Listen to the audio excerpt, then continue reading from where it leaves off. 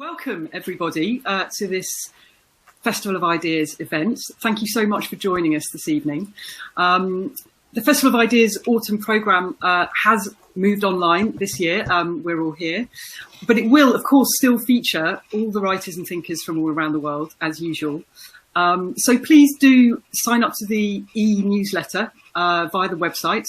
You can follow the Festival of Ideas on Twitter, stay up to date there with all the latest events. And also good to remember that this event will be available to watch again via Crowdcast and also on the YouTube channel for Festival of Ideas afterwards. So settle in, make yourselves comfortable. Do get used to if you're watching on Crowdcast, the platform here, somewhere down the bottom, I hope you'll be able to see the Ask a Question box. And I heartily encourage you to make use of that, particularly if you're someone that in a big live event might not ask a question on the microphone being flung around the audience. This is your opportunity to ask questions as we go along, and you can also vote up questions that you're interested in hearing the answer to. So we will try and pick up a few of those as we go along. We're going to be running this event for around about 45 minutes. And I'm very delighted to welcome Dr. Jo Marchant. Jo, thank you for joining us. Hi. Jo, you are an award-winning writer, journalist. You're an author of a New York Times bestseller called Cure, and you've written a number of other books, including Decoding the Heavens. And you also trained as a scientist with a PhD in genetics and medical microbiology. And you've written for all sorts of publications like New Scientist and Nature and so on. So we're here to talk about your latest book, The Human Cosmos, which is here. I'll find that on camera, which is a really extraordinary book because it looks very beautiful cover, like it's going to be a book about purely sort of the science of the cosmos and perhaps the latest discoveries in cosmology. But actually, you take a really holistic view of our relationship as humans with the cosmos around us and kind of take us right through the chronology of that. So it's a really beautifully joined up book that's deeply connected, sort of history and our social structures and power and our own health to the cosmos. So I'm really excited to talk to you about it today. My name's Anna. I'm a creative producer and a writer, and I've worked across arts and sciences for quite a long time. So I'm particularly excited to be talking to you today, Jo. Would you like to just start off by perhaps telling us how you came to be writing a book like this? What was it about this idea of the human cosmos and our relationship with us that sent you on such a deep research path? Yeah, hi, thanks for having me. It was really the sense, it was the starry sky, really, our view of the heavens, of the stars, as something that, it struck me that this is something that has been shared by every society, every human culture through history, all around the planet. They have all looked up to this incredible, mind-blowing, you know, anyone who's been somewhere remote in the world where they've seen a truly dark sky knows how just spectacular and awe-inspiring the starry sky is. So they've seen the constellations circling around the celestial poles, the movements of the sun and the moon, the wanderings of the planets, the glittering river of the Milky Way. And this was something that was really important for people's everyday lives, like practically and spiritually. So something that's been shared by everybody until now. So now with artificial light pollution, you know, that view of the universe that we're part of is fading. Instead of thousands of stars in the sky in today's cities, there'll just be a few dozen, even on a clear night. We know that 80% of people in Europe and the US can't see the Milky Way at all.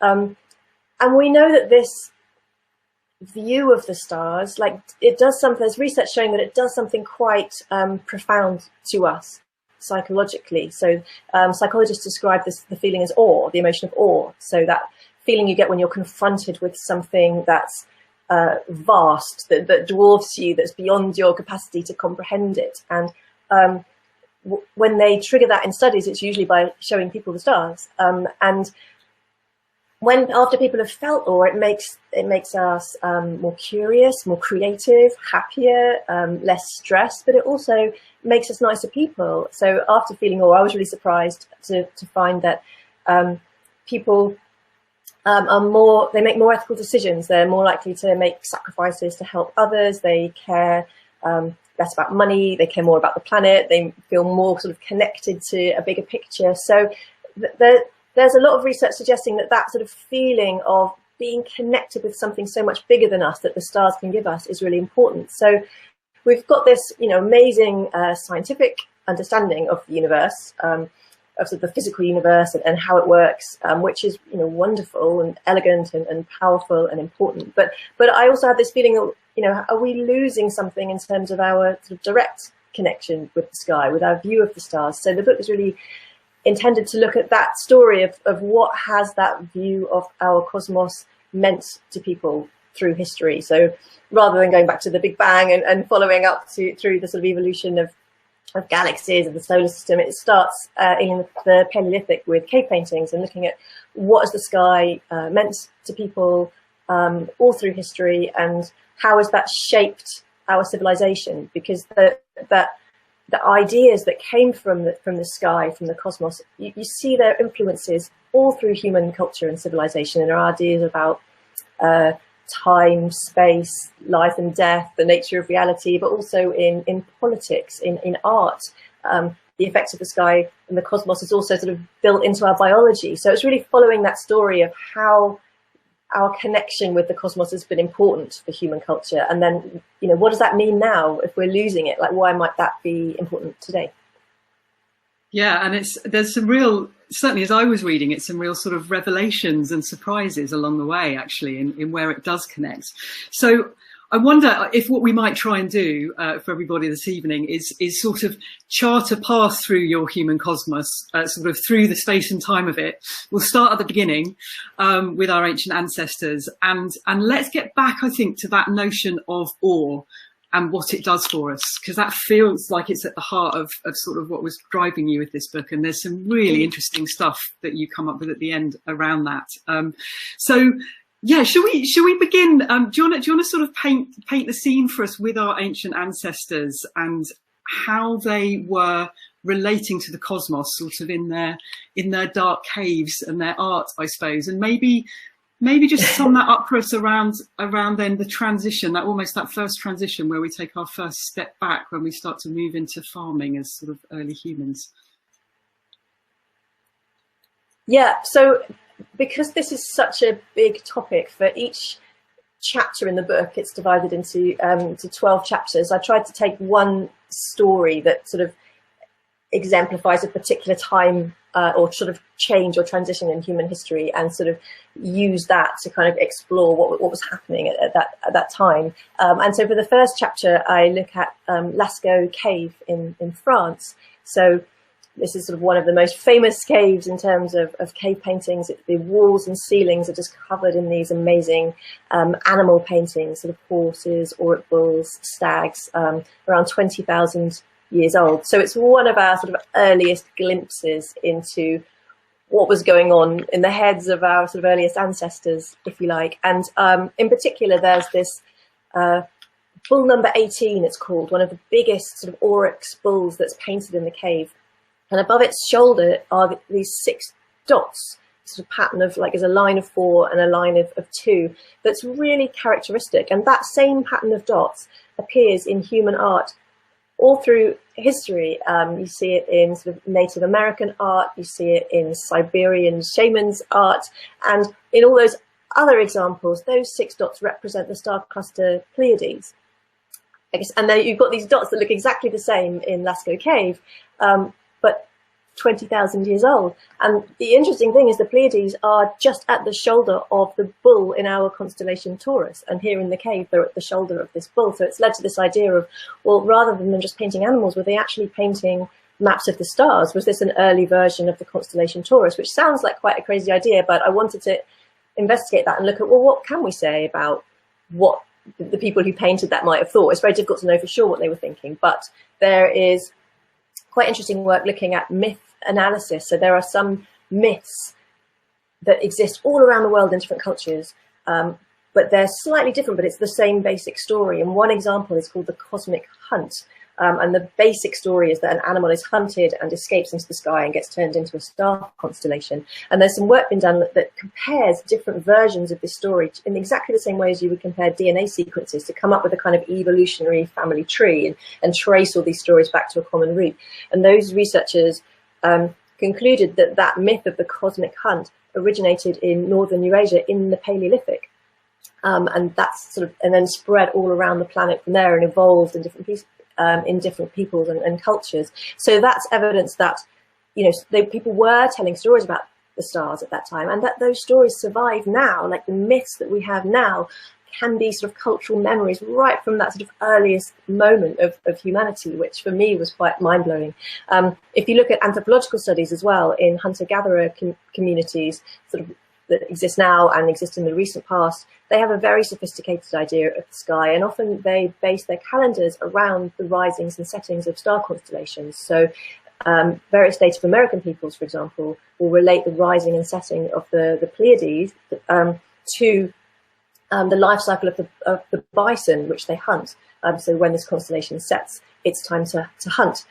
So again, there's this sort of view in which they're seeing events in the sky and the earth as entwined. There's no sort of separation between earth and sky. There's the natural world, and the stars are changing through the year, and the life cycle of animals is changing through the year, and it's all absolutely one holistic, interconnected system. For me, I think it's quite likely that that picture of a bull is showing the constellation, the star constellation. We can't know that for sure, but this picture of seeing the heavens and the earth as entwined, I think, is one that comes out quite strongly, no matter, you can look at all these different threads of evidence. And then the other interesting thing is that most of the paintings are of animals. There's very few figures of humans. And again, it seems that people very much saw themselves as part of nature. There wasn't really a distinction. And it's only really with the Neolithic where you start to get sort of big stone monuments like Stonehenge, Newgrange Tomb in Ireland, and particularly the very first one is a stone temple in Turkey called Göbekli Tepe, which has these stone circular sort of enclosures with these pillars, big stone pillars that are carved to look like some kind of anthropomorphic beings. And this is like 10th millennium BC, just before farming arose, in exactly the place where farming arose. And what's fascinating about that is that you still have carvings of animals, but it's the human figures that are dominating. So there's very much a sense of this was the point at which the sort of cosmology shifted, if you like, when people were starting to see themselves as elevated above nature. Also in these Neolithic monuments, there's an obsession with sort of the dead, with human ancestors. At Göbekli Tepe, the circular enclosures are thought to have represented sort of portal to the underworld, and there's evidence that skulls were hanging all around. So this elevation above nature and this move from seeing sort of animals in the sky to spirit worlds filled with human ancestors. So it's this really interesting kind of split away from nature, of seeing sort of humans as more important just before farming started. And I think that was a really key shift in cosmology, as I say, that changed people's relationship with nature and kind of led to sort of all of the technological progress that was to follow.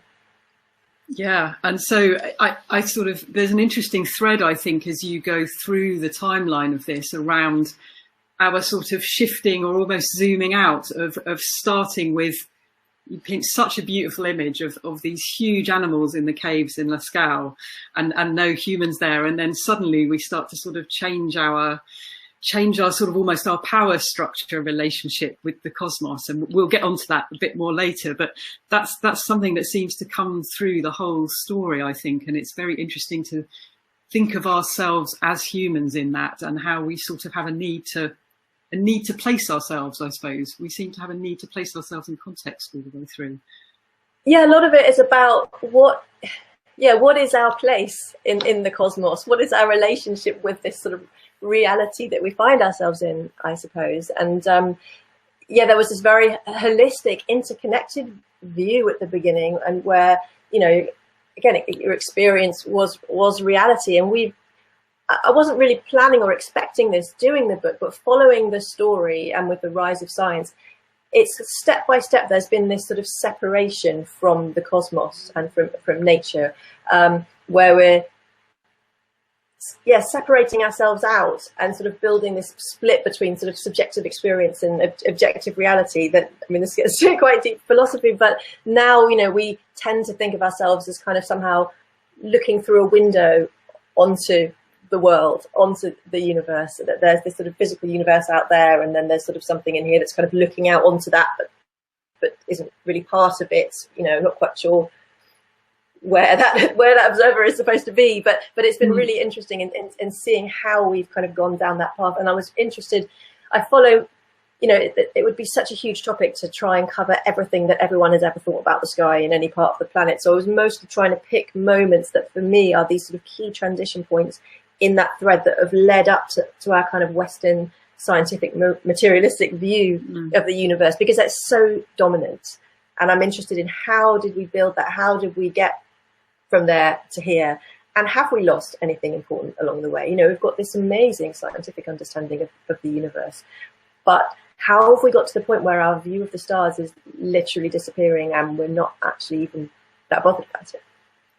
Yes, yeah, and tied in with that we've been so convinced, it seems, that this scientific approach at sort of inquiring about the cosmos, this idea of objectivity, we think we're getting deeper and deeper into the truth of things, and yet at the same time there's this separation from a sort of felt experience and what that sort of knowledge of the world is, which you know, I think there's something very interesting in asking questions of science in that way as well. So the next kind of step that you find in the timeline of this is, it feels like it's a time when there's still no real boundaries between the sort of the physical and the spiritual world in terms of the cosmos, but people are starting to literally write down what they think about it. And there's this lovely moment with a book in a library, I think, in sort of ancient Mesopotamia. Do you want to sort of take us there and where we're starting to sort of list and predict a little bit? Yeah, so this is King Ashurbanipal's library, who was an Assyrian king. And so this is, Mesopotamia. So for the first time, we now have writing, clay tablets. So there's sort of letters and numbers sort of imprinted into the wet clay with sort of at the end of a sort of cut reed. And so Ashurbanipal's library was discovered in the 19th century. And so there are thousands of tablets, and he was sort of 7th century BC, but he was fascinated about, he collected texts from all over his empire, including Babylonian texts, which date back to the sort of 2nd and 3rd millennium BC. So it's this incredible collection of writings from that culture, and that, you know, there are the, you know, debts and bills and tax records and all that sort of thing, but they also reveal this incredible obsession with what was going on in the sky. So they still had this holistic view. Everything that they saw in the sky was reflected on the Earth. So when they looked at the sort of movements of the planets or celestial events such as lunar eclipses, for example, they thought that was messages from the gods that was telling them about what was going to happen down on Earth, and these sort of celestial omens specifically to do with the fate of the country and the king. So a lunar eclipse could often mean the death of the king, and the quadrant of the sort of lunar disk that was sort of darkened the first would tell you sort of which area of the sort of known world, sort of which king it was that was going to die. And they had all of these rituals then, that if you knew this was going to happen, you could enact rituals to sort of dispel the evil and stop these terrible things from happening. So the King Ashurbanipal, that was, you know, he needed these texts because they were crucial for him sort of staying in power and sort of getting ahead of these omens. And so he had teams of astronomers, astrologers. There wasn't really a sort of differentiation then, so it's hard to know what word to use, but priests who would be watching the sky night after night. And the Babylonians and the Assyrians were doing this for over centuries, recording what they saw. And they were, and then over time, they were gradually, because they had these meticulous records, they were able to determine sort of patterns and cycles in what they were seeing, particularly with the wanderings of the planets, with the motions of the moon and the sun, because the speed of the moon and the sun is seen from Earth very slightly. So they were able to kind of notice these changes in these repeating cycles and develop mathematical sort of models to describe them. So eventually, they were not just recording what was happening, they could actually predict in advance. So it was they were the first people to use sort of maths to accurately observe and measure what was going on in the sky and then model and predict. And that was a sort of really crucial moment in human history, I think, when we stopped just, having a qualitative, experience of what was happening, but actually start to quantify that and use sort of the math to describe it, going from an analog cosmos to a digital one, if you like. And a crucial invention in them doing that was actually the zodiac. So the priests came up with the idea that the path that the sun takes through the sky during the year, they divided that, the 360-degree circle, they divided that into 12, with each one sort of ruled by different constellations, so that when they're noting down locations of different events, like a planet changing in direction, they could note down more accurately kind of where that event had happened. And so that was crucial to the accuracy of their models. So those priests, like what they were doing, that's kind of enabled all of the sort of subsequent, the scientific approach and the astronomy that's followed from that. We often think of the ancient Greeks as sort of inventing ancient astronomy, but they had massive help from the Babylonians. But then also, of course, the idea of astrology, that our fate lies in the stars and the zodiac and the horoscopes, that all dates back to them as well. So it's really interesting that we see these two traditions as such enemies now, but actually at the beginning they were completely entwined. Like one was, absolutely informing the other. And that notion that actually modern astronomy as we know it, was actually born out of a sort of, in a way, I suppose, a desire, as you've described it, almost to look after our own futures, to know what's coming, and perhaps from the people that were in power at that time, sort of wanting to make sure that their throne was safe. There's something in the book, I think, about sort of putting someone else on the throne during an eclipse, so then the terrible fate will befit them, and then they come back onto the throne when everything's fine again. Yeah. And there's something very interesting that I think modern scientists can be quite sort of scornful, I suppose, of astrology, can't they? And yet here's a time where they're both together, and in fact the science was born out of a very human need to sort of tell our own stories. Yeah, and it made a lot of sense at the beginning that there were so many things that were reflected, that were happening in the sky. So we talked about different star constellations rising and setting at different times of year, and this was correlating with events in the natural world. So for the Egyptians, the appearance of the star Sirius occurred just ahead of the flooding of the Nile, which was a hugely important event in their calendar. Their agriculture depended on it. For the Mayans as well in Central America, the appearance of Venus sort of heralded the coming of the rainy season. So there were these events in the sky that, today we might say, well, there's, that's just a correlation, but there's no actual sort of, meaningful connection between those two things. But back in the past, everything was seen as a sort of interconnected system. And so they would actually absolutely have seen those connections, and that would have, been very useful and made a lot of sense for them. Yeah, totally. And so we sort of move on a little bit in time again, and there's still a bit of a connection, but we're starting to do a narrowing down by the time you start to talk about faith. And we're moving from these skies filled with cosmic hunts and many, many gods and stories to a more monotheistic view of the world. And yet there's still a lot of the sun and the planets kind of in the background of that shaping it, isn't there? Yeah, so this is another really interesting time, and I look at the story of the Roman Emperor Constantine in the around the 3rd century AD, and so he was, or 3rd or 4th century AD, and so he's thought of as being kind of key in cementing the sort of faith of Christianity. So when he came to the throne, Christianity was a kind of a minor sect. Christians were persecuted, and he was the one that really sort of took that and made it the sort of official Roman faith and set up the Catholic Church, and it's been such a major force in human history ever since. And so you've gone from the sort of the pagan beliefs of worshipping kind of celestial bodies, whether it's the sun or these different planetary gods, to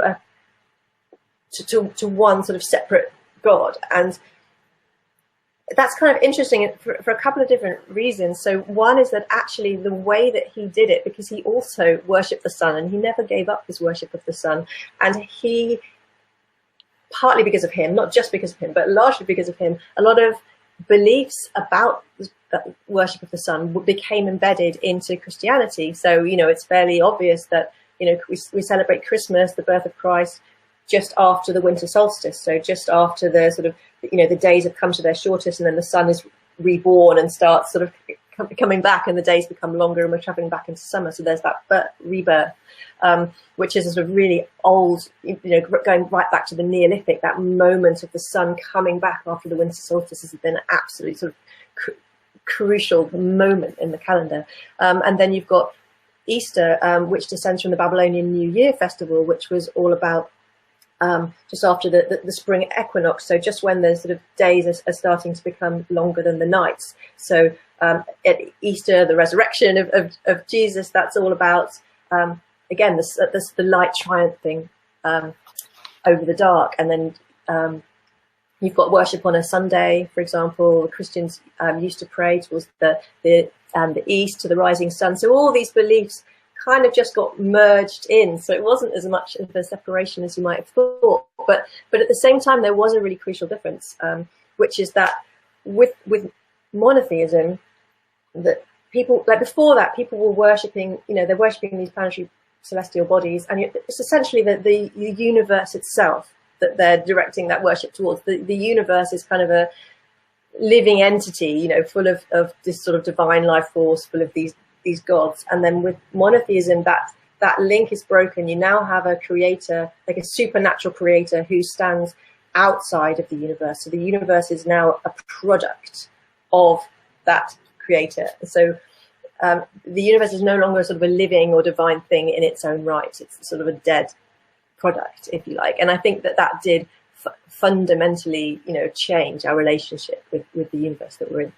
And I think there was a line that you wrote somewhere in the book around that, which was sort of it opened up the possibility now of a stepping out and a looking in, which we hadn't had before in terms of that sort of worshipful relationship with the universe. And I wonder how you read that around.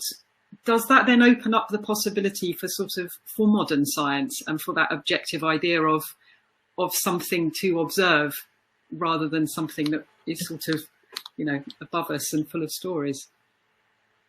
Yeah, and something that we're part of. Yeah, I think it's all bound up from something that's just you're experiencing and centrally part of, that you can't be separated from a separate thing that you can step outside and look into and observe and measure. And so that was a sort of religious transformation that we're talking about, but that's also absolutely the sort of Western scientific view, the idea that you can step outside the universe and measure and observe it in an objective way.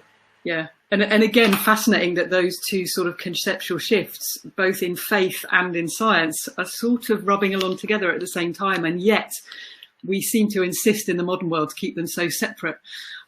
So yeah, I think there's some really interesting connections that you find in this through thinking about the cosmos in that way.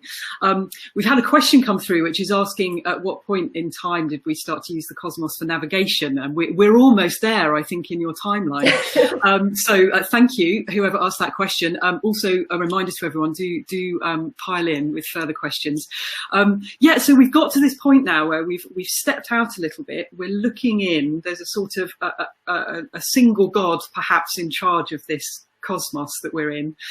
And now we've stepped outside. There's this sort of notion that, now we want a sort of self-organizing model, like a literal physical thing that we can get hold of in terms of measuring it and understanding it, which brings us into notions of time. And perhaps then you could scoop that up and into sort of navigating and the sort of mechanization and how our gaze has changed as a result of that. Yeah, so ideas about time and place. And so the stars were always crucial to telling us both of those things, you know, back to the Paleolithic. We talked about the rising, the star calendars.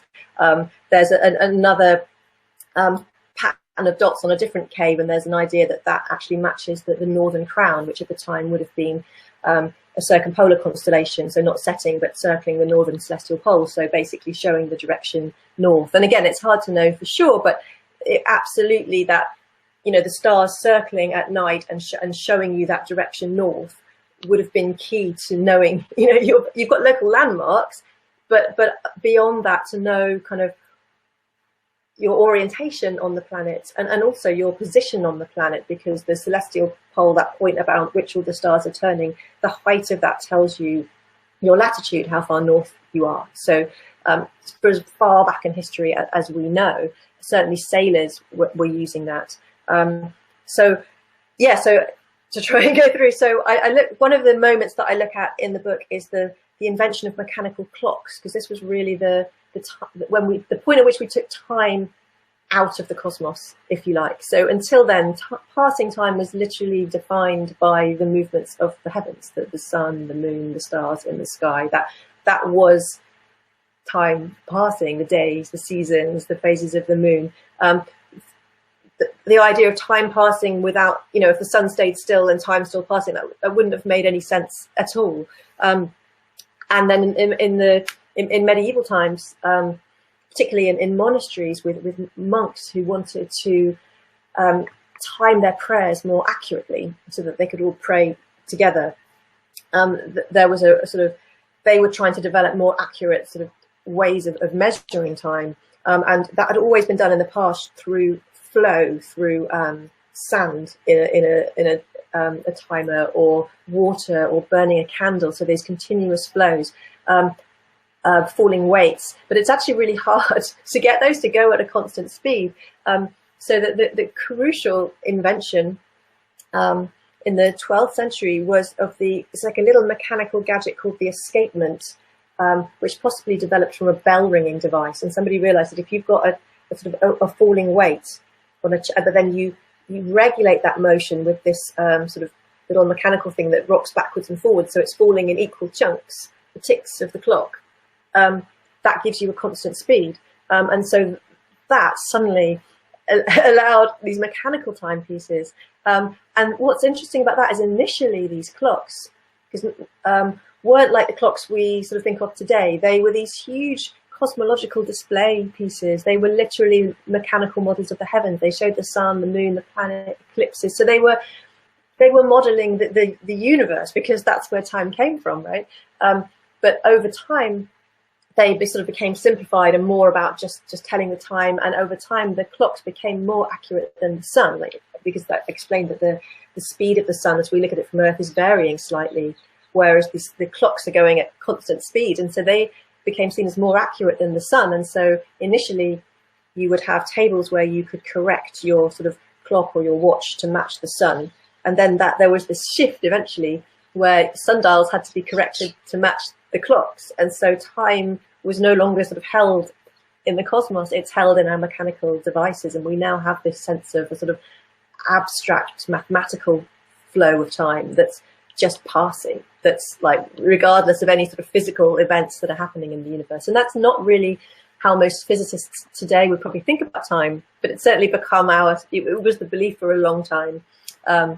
Newton was very influential in sort of pushing this idea of a sort of abstract mathematical objective constant flow of time, and that is how we tend to think about it now. We think about like spending time, wasting time, buying time, all of these things, and we have these incredibly accurate clocks. So that was time. And then we've done a similar sort of thing for space, where initially, people navigated by the stars, but then through sort of the age of discovery, when you've got European nations who are trying to sort of colonizing, investigating, exploring the Pacific and colonizing and dominating the globe, they've got increasingly accurate instruments and charts. And I look at Captain James Cook's mission to Tahiti, where his mission was to observe the transit of Venus. So Venus sort of passing as a little spot across the sun, and they had different teams doing this in different parts around the globe so that you could measure how long it took and then use the method of parallax from the different teams in different areas to work out how far away Venus was. And if you could work that out, you could work out the size of the entire solar system, which they then needed for more accurate lunar tables to help tell the time, which helps gives you longitude, so to help with celestial navigation, essentially. But it was, this was no longer just looking at the stars. This was using technology, using mathematical sort of observations and measurements and very complicated calculations and measured, putting it all down on maps and charts. So we've got this idea of this abstract mathematical space, when you move across this space, when you move across the map. And Cook met this Polynesian priest in Tahiti who navigated by the stars called Tupaia, and ended up inviting him to sail with him on his ship as they left Tahiti. And it's just this fascinating kind of meeting of minds, of worldviews, because Tupaia was incredibly skilled at navigating and had knowledge of all sorts of islands in the vicinity that Cook had no idea about, but he had no instruments or charts or observations. It was all done through human senses and observation, and it was all, they had these incredible feats of memory, remembering star paths that was all bound up in stories and religious beliefs and songs and chants, but also integrated with, the weather and the currents and the wildlife. So using all of their senses and human memory to kind of do what the Westerners thought that they were so clever to be able to do with their technology. So, the scientific approach is really powerful, but so is this sort of human subjective approach. So, the Polynesians saw themselves very much as the center of the cosmos. Instead of moving across a map, they stayed still and the ocean was moving around them. So I think it's fascinating to kind of see that as a counterpoint to where we went, if you like, that our way of imagining space is not inevitable. Yes. And how fascinating listening to you talk. I'm noticing in the examples that you're giving that it's yet another example of where two sort of very different ways of knowing are coexisting alongside each other. It's almost always in these stories. And yes, there's a stepping back and out every time, but at the same time, there's a thread that still comes through, or that there's another civilization on the planet who's dealing with things slightly differently.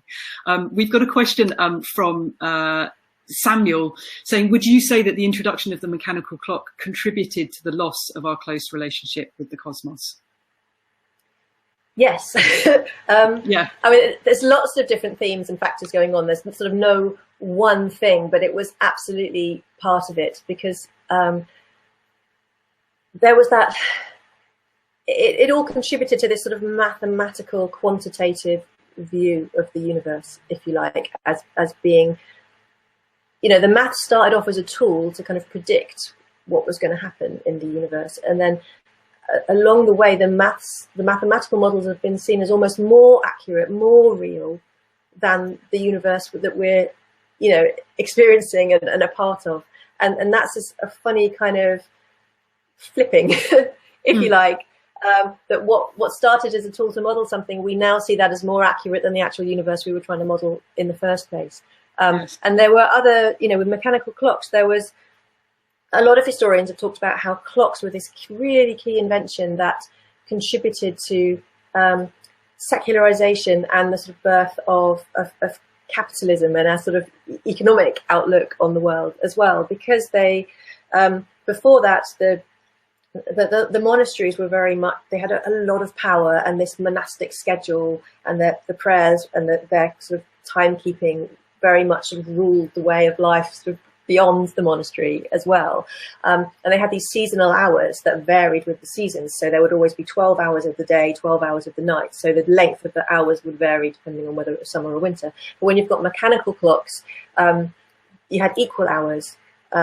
So it broke that link, not just with the sun, because the hours are the same regardless of what the sun's doing, but also with the church and with God. So it's kind of this irony that the monks were trying to sort of increase the power of their prayers and their faith, but what they ended up coming up with actually helped to break that link with the church. And there was also the idea that, because you had hour striking then as well, so on the hour you'd strike once or twice or three times depending on what time it was, and so everybody in the town would hear this. And the idea that before that most people wouldn't necessarily be able to count. And then this is really encouraging a mathematical way of thinking about the world. So now, well, there's increasing regulation of work and workers for a start, that you have to turn up for work at a certain time, work a certain number of hours, and then everybody needs to know what time it is, how long until they have to be at work, how many hours until they can finish work, how many hours until the pub closes, or whatever it is. So everything is becoming much more regulated, and it's being counted.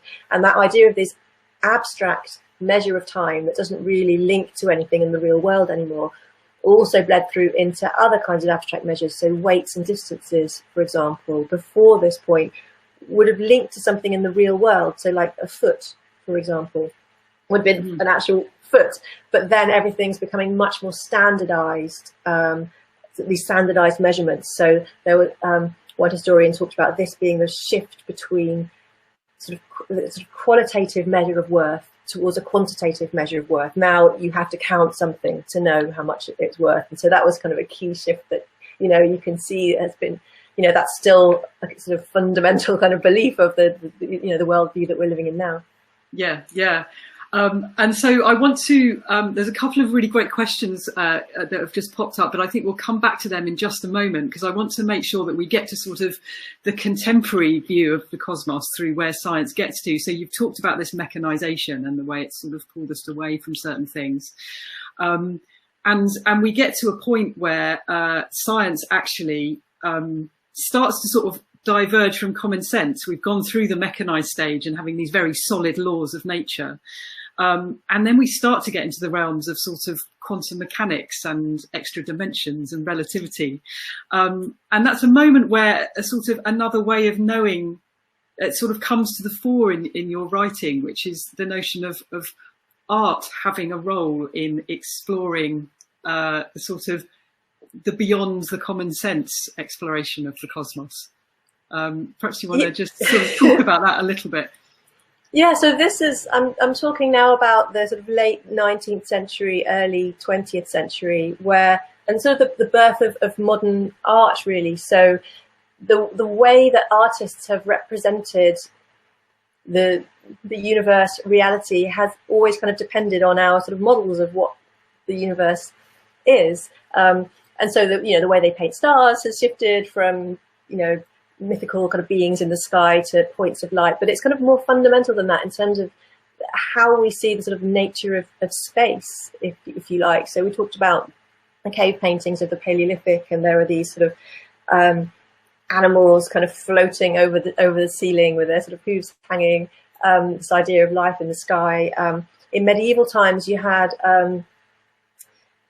there's no kind of sense of perspective, or that you get different times superimposed in one picture. The sizes, it just depends on how important something is seen to be, how big it is. You can get different points of view. There's sort of, it's all to do with meaning, really. And maps in medieval times, sort of mapping mundi that you used to have, are the same. You'll have biblical characters mixed in with, contemporary towns. It's all about the meaning. And then suddenly in the Renaissance, you get this mathematization, you get this mathematical space and the invention of perspective and vanishing point, and then the idea that everything has to be sort of perfectly sort of calculated and painted to create this illusion of reality, of being looked at from one particular point of view. So it's sort of this mathematical objective perfection, if you like, rather than just everything being jumbled together. But then in the 19th century, you really get artists starting to question that and go beyond that sort of mathematical space. So you've got expressionists interested in, well, how does a scene feel? They wanted to break that sort of illusion of reality and use different techniques. And then, of course, you've got sort of Picasso and the Cubists trying to represent things from different perspectives. So it's sort of, again, questioning that idea of our visual perception as just this sort of perfect window on the world. And there were lots of different factors going into that, but one of the things that was happening is there were some really interesting developments in science at the time So you had discovery of radioactivity, of radio waves and radio transmissions starting to be sent through the air. The idea that the atom, which had always been thought of as a sort of fundamental particle of matter since ancient times, could actually be broken apart, and you had these sort of subatomic particles, you had electrons, and X-rays. So all of these ideas that actually there was all this stuff going on with reality that was sort of beyond our ability to perceive it, these invisible sort of rays and waves, and you could send messages through the air. So it was, everybody was questioning that sort of solid idea of reality that science had been building, and that artists were responding to that. There was also ideas about extra dimensions of space and the ether as something that sort of filled all of space. So these, this questioning of, can you trust what you see? Is an object in front of you really that sort of firm, solid object? The idea of all these sort of invisible extra aspects or dimensions of reality was something that artists were really responding to. And that, particularly, I look at artists including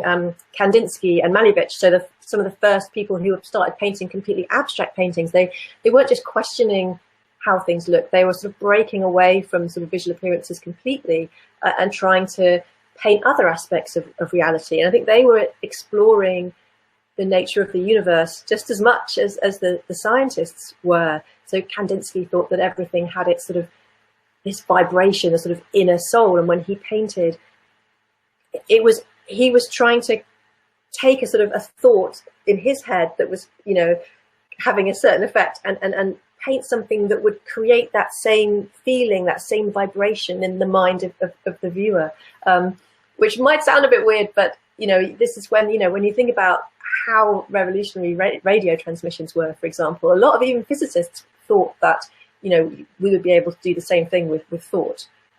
So it was just, this general questioning of reality and is it as it seems? And then it wasn't long after that you had the birth of quantum mechanics as well, which again results that, physicists are trying to make these objective measurements out, and it's as they get down to the smaller scales of matter, it's all just kind of dissolving. That the idea that there is a limit to how certainly you can know something. The idea that if the very act of observing or measuring something changes the outcome you get. So all of, there was definitely this moment, this period in time, the early 20th century, where kind of a lot of notions of reality were really sort of, dissolving, starting to fall apart a bit. Yeah, and I think that brings us very beautifully, perhaps sort of from the beginning to the sort of the close, if you like, of this discussion, although there's so much to get into here, but that idea that sort of reality is dissolving a little bit, and that so by this time we've stepped ourselves out of the cosmos a bit. We're looking down, we're looking at GPS instead of up at the stars to navigate. We're looking at time as separate to running up there. And reality is dissolving a little bit, and our sort of place, quantum mechanics is telling us that if we make an observation of the cosmos in any part of it, it sort of affects it.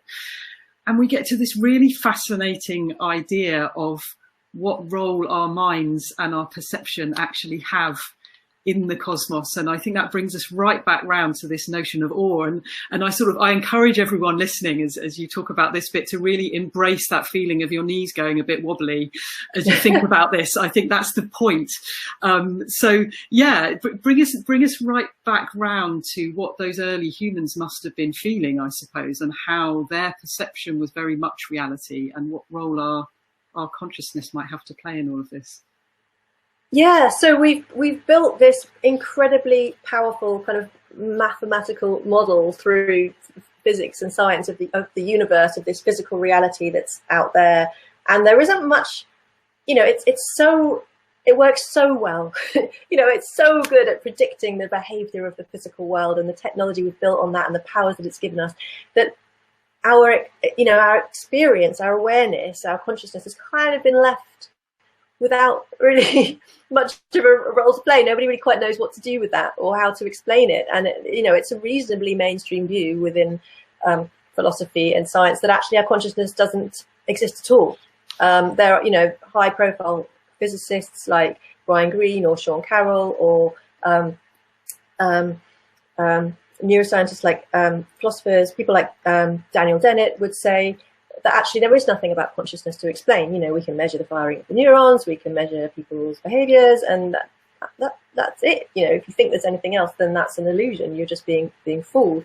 But there's, you know, looking back at this whole long history of seeing how we've kind of we've focused on the sort of measurements and the mathematical models, and we've kind of sidelined our experience at every point, to the point at which we're sort of, you know, we're losing our view of the stars. From a physical point of view, we've got artificial light, and we've got clocks, and we've got heating, and we don't really have to pay attention to cosmic cycles and how we live. And the whole thing we haven't talked about is that's having actually quite devastating health effects for us and for wildlife on this planet. So we've kind of got this disconnection, which is actually having quite serious effects. Sorry, I'll get around to the awe in just a second. So yeah, that now there's this research on awe that's trying to take seriously, how do we actually feel when we see the stars? So not this scientific understanding, which is beautiful and elegant and powerful, and which I do love, but how do we feel? And there's, for example, I tell a story in the book of Chris Hadfield, the astronaut, when he went on his first spacewalk, and he was, you know, came out the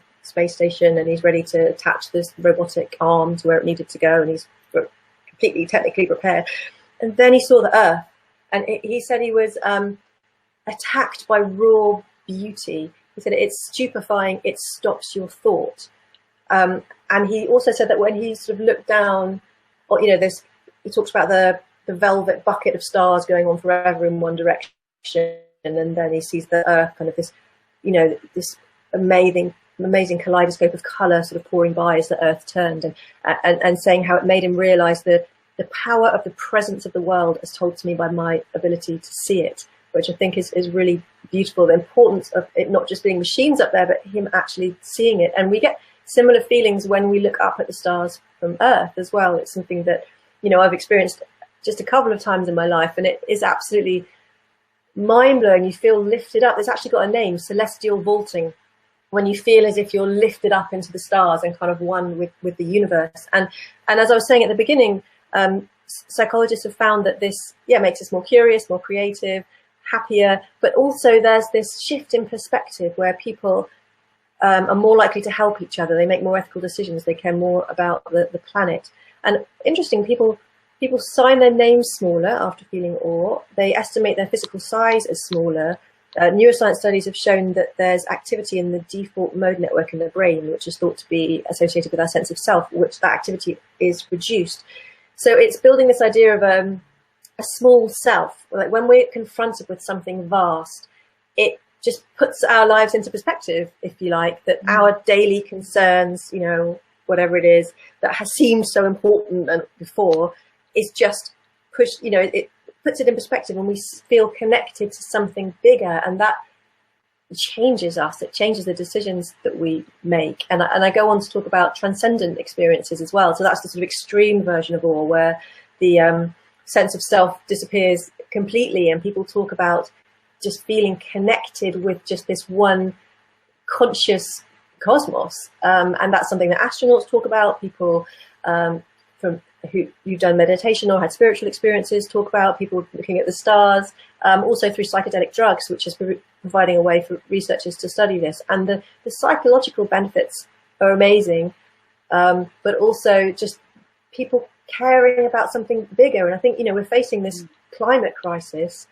The awe researchers talk about an awe deficit in modern society, which they think is making us more selfish and narcissistic. We're focused on our small screens all the time, and we're not feeling connected to that bigger picture. And you can see that in our societies and in how we're living. So I think that disappearing night sky that I talked about at the beginning is really important. You know, we should be fighting for that view. We're going to need that for that sort of, you know, the stars have kind of guided people since the beginnings of humanity. So, you know, I think we sort of need some of that awe now if we're going to live sustainably on this planet.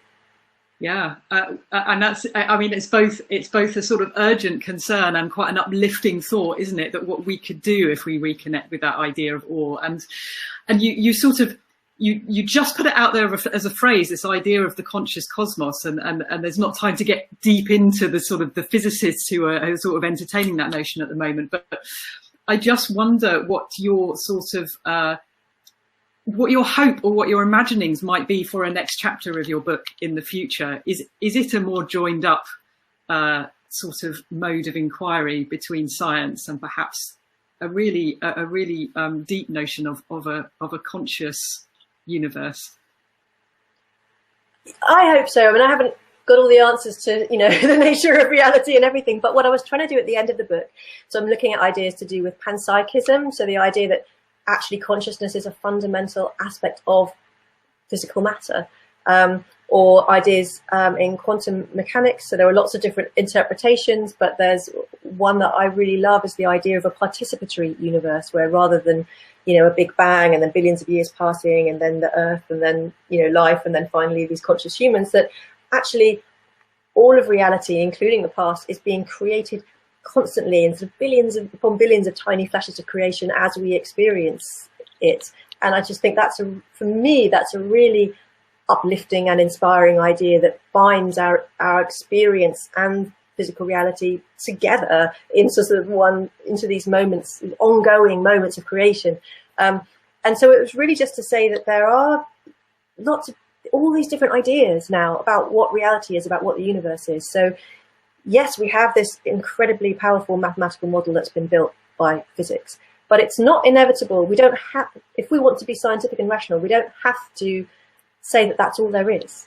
You know, it's perfectly rational and scientific to say, actually, experience exists, and we think it must be part of reality in some form. And I think the research on awe is a good example of taking that seriously. My last book, Cure, was about the role of the mind in physical health and how that's been dismissed by Western medicine. And now we're starting to realize that actually it matters, your beliefs, hopes, whether you feel cared for. All of this actually makes a big difference physiologically and to people's health and how they sort of recover from disease. So that's another example of how I think we can just remember to take it seriously, if you like, not sideline it anymore. Yes, we need the science, but we also need to take ourselves, you know, our awareness and our experiences seriously as well. Yeah, a call to arms for a society of awe-filled beings. I think that's super inspiring.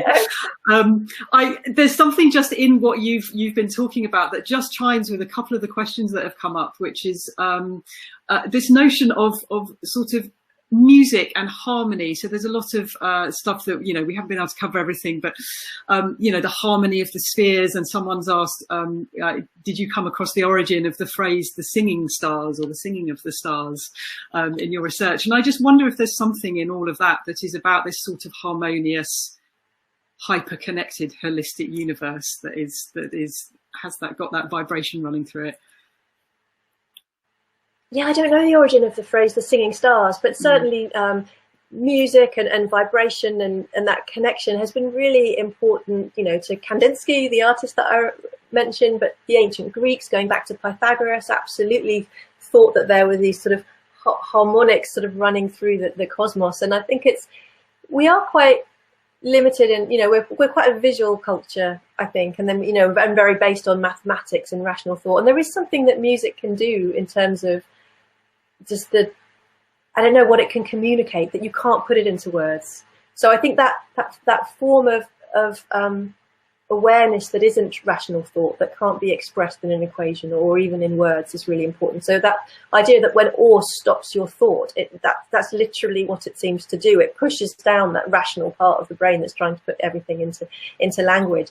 And there's, you know, we've got this idea that rational thought is, you know, giving us an accurate view on reality, and all these other sort of transcendent states or whatever it is are kind of a little bit suspect and just a sort of meaningless distortion. But actually those researchers are saying, no, we should see it more like a dial. These different states of consciousness are all it's just like a filter. You can have a very narrow filter or a very wide filter, but they're all giving us valuable information about what's out there, and whether you want to focus on very fine details mathematically, or whether we need to see how everything is connected. They're both valid. And so, yeah, I think music is really, how that feeds into that is really interesting.